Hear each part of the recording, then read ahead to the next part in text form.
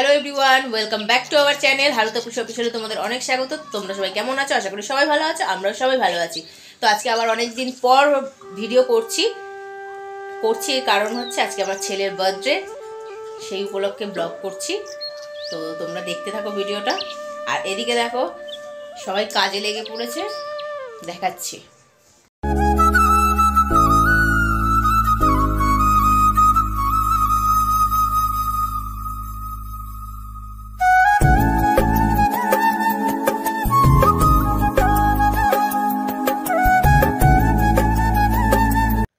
তো সবার আগে বলে রাখি, এই ভিডিওটা কিন্তু অনেকদিন আগেই করা হয়ে গেছিলো, কিন্তু পোস্ট করে উঠতে পারিনি।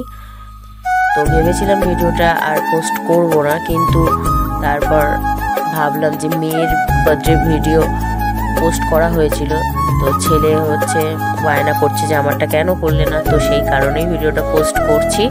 তো প্লিজ তোমরা ভিডিওটা দেখতে থাকো। আর লেটে ভিডিওটা পোস্ট করার জন্য অনেক দুঃখিত আমি। তো প্লিজ ভিডিওটা দেখতে থাকো। তোমাদের দাদা ভাই আর মাম্মাম আর বাবিন তিনজনে মিলেই কাজে লেগে পড়েছে। দেখো আমাকে একটু হেল্প করছিল, ওরা এখানে রসুন ছাড়াচ্ছিল আর ভাজা হবে যেগুলো সেগুলো কেটে কুটে দিচ্ছিল আমাকে।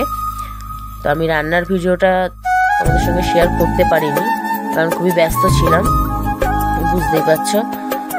সেই কারণে হচ্ছে রান্নার ভিডিওগুলো দেখাতে পারিনি। তো এখানে দেখো ওকে খেতে দিয়ে দিয়েছি বাবিনকে। এখানে 9 রকমের ভাজা রয়েছে, আর এদিকে ডাল, মাছ, মাংস আর চাটনি আর পায়েস। তো এই ছিল হচ্ছে মেনু।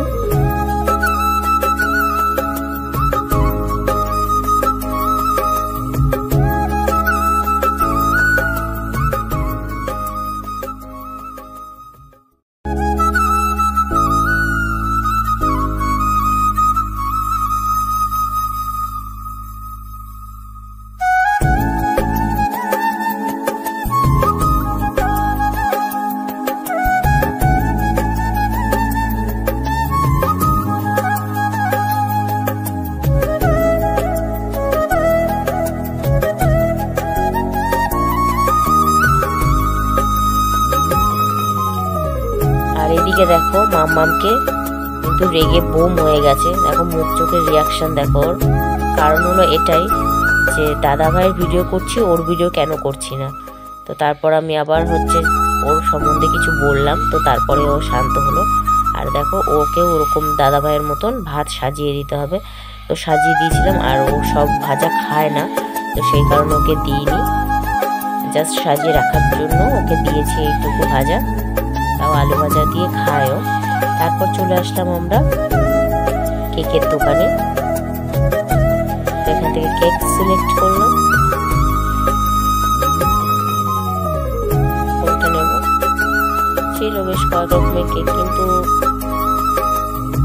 ভ্যারাইটিস বলতে খুব একটা বেশি কিছু ছিল না স্টকে। তো যা ছিল তার মধ্যে থেকে চুজ করে নিলাম, আর পুরো দোকানটাও একবার দেখিয়ে দিলাম। তো এই কেকটা নিয়েছি, তারপর নাম লিখলাম। আমার খুব খিদে পেয়েছিল, তো আমি একটু খেয়েও নিলাম। তারপর বেরিয়ে পড়লাম বাড়ির দিকে। তো বাড়িতে চলে আসলাম। চলে আসার পর আশীর্বাদ করা হয়নি দুপুরে, তো ভাবলাম কেক কাটার আগে আশীর্বাদটা করে ফেলি। তো পিসি এখন আশীর্বাদ করছে।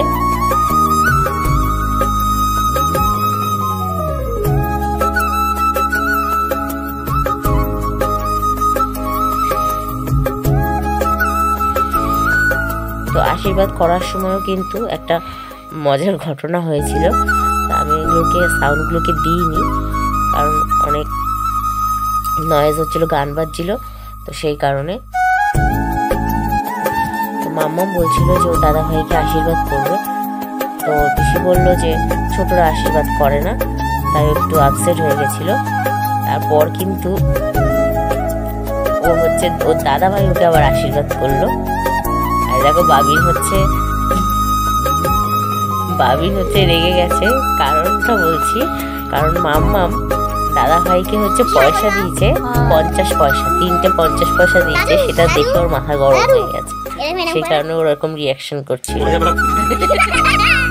ঠিক আছে।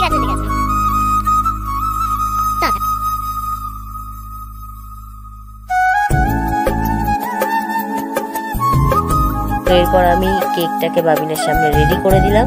তো বাবিন এখন কেক কাটার জন্য পুরোপুরি রেডি। তো এবারে কেক কাটবে।